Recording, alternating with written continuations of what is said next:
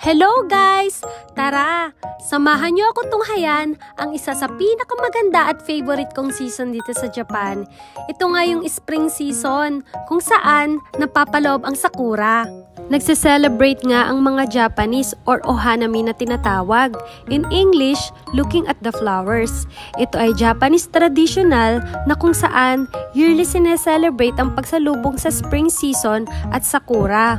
Hindi din pala sabay-sabay ang pag-bloom ng sakura. Depende pala yun sa lugar dito sa Japan. Pero once na nag-bloom ito, isang linggo lang palang tinatagal nito guys. Parang yung isang linggong pag-ibig nyo. Huh? Second time ko na nga pumunta sa lugar na ito. Pero guys, ngayon ko lang nakita na ganito kaganda at kabloom ang sakura. Sakto nga yung pagpunta namin ngayon dito. Sinabayan pa ng magandang panahon. Thank you, Lord! Grabe guys, ang ganda talaga dito. Dati, pinapangarap ko lang pumunta sa mga ganitong klaseng lugar. Pero ngayon, nandito na ako. Loko, may pahawi pa siya ng buhok. Syempre, kung ganito na rin kaganda yung lugar, dapat umaura-aura na rin tayo, guys. Kasama ko rin pala yung mga kaibigan ko dito sa Japan. O, diba guys? Ready sila magpa-video. May pakaway-kaway pa sila. Uy! Kapogi talaga nung nasa dulo. Baka naman. Sineselebrate pala ng mga Japanese ang ohanami sa pamamagitan ng pumupunta sila sa mga open park kung saan marami ang sakura at doon sila kumakain at nagpipiknik kasama ang kani-kanilang pamilya at mga kaibigan.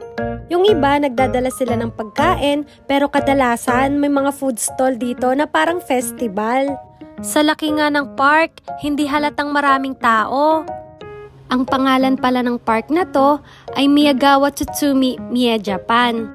So guys, tara samahan nyo kami maghanap ng kakainin. Mukhang masasarap lahat ng mga tinitinda nila dito, kaya hindi rin kami makapili masyado kung ano yung gusto naming kainin. May nakita nga akong takoyaki dito, naku babalikan ko to mamaya. Gusto ko kasi yung mga kinakamay na takoyaki. Finally, nakahanap na rin kami ng kakainin namin. Laban ang tawag dito sa kakainin natin? Pangalan? Nikomaki Onigiri. Nikomaki Onigiri. So yun nga daw guys yung pangalan ng kakainin namin ngayon. May kanin nga yan sa loob na nabalot ng karne. Tapos may iba't ibang flavor na nakapaibabaw. Yung sa akin kanina kimchi flavor. Tapos itong kay Sean, cheese flavor naman. First time ko nga kumain ng ganito guys. Masarap siya guys. Promises! Sabi ko nga kanina babalikan namin itong takoyaki eh.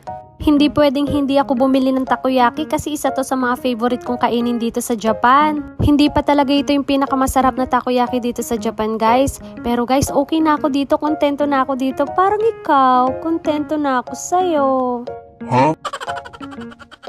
Share nga pala kami guys sa mga pagkain na bibili namin dito. Para lahat matikman namin. Sa laki ng subo ko, hindi halatang gutom ako nito.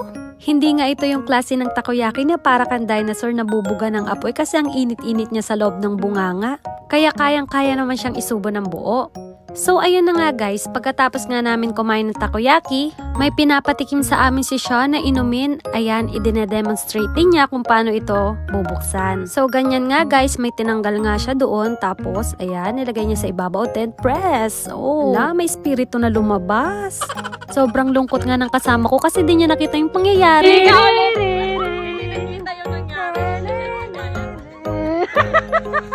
Sino kaya yung tumawa? Parang dinosaur.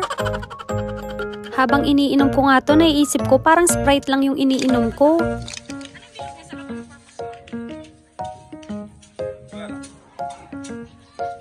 Hindi ko din alam kung ano yung purpose ng bola dun sa loob ng bote. Akala ko nga may lato-lato dun sa loob. Dahil dessert is life, babalikan nga namin yung crepe na nakita namin kanina. So ayun nga guys, umorder kami ng dalawang flavor, yung choco banana flavor at saka yung strawberry flavor. Sabi ko nga sa kanya, hati na lang kami dun sa crepe, pero sabi niya, ayaw daw niya ng may kaagaw.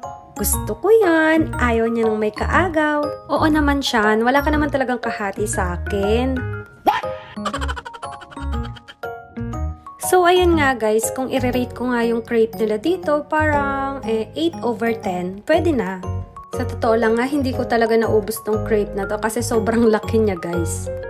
After nga naming kumain, ay nagkayayaan na rin kami maglibot-libot para makapag-video at picture na rin kami ng maayos. Total, busog na din kami. Grabe, parang may mag-overnight pa ata dito. May dala silang tent. Sinusulit na talaga namin yung sakura kasi ang bilis lang talaga nito mawala guys. Ay pak, saan ka dyan?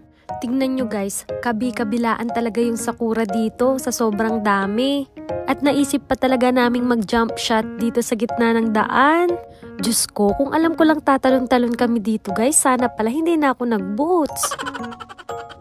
Hiniram ko pa mo to, baka maputol yung takong. Naku, lagot ako nito. Hanggang sa napagod na kami pero hindi pa rin talaga namin na perfect guys. So guys, hanggang dito na lang muna.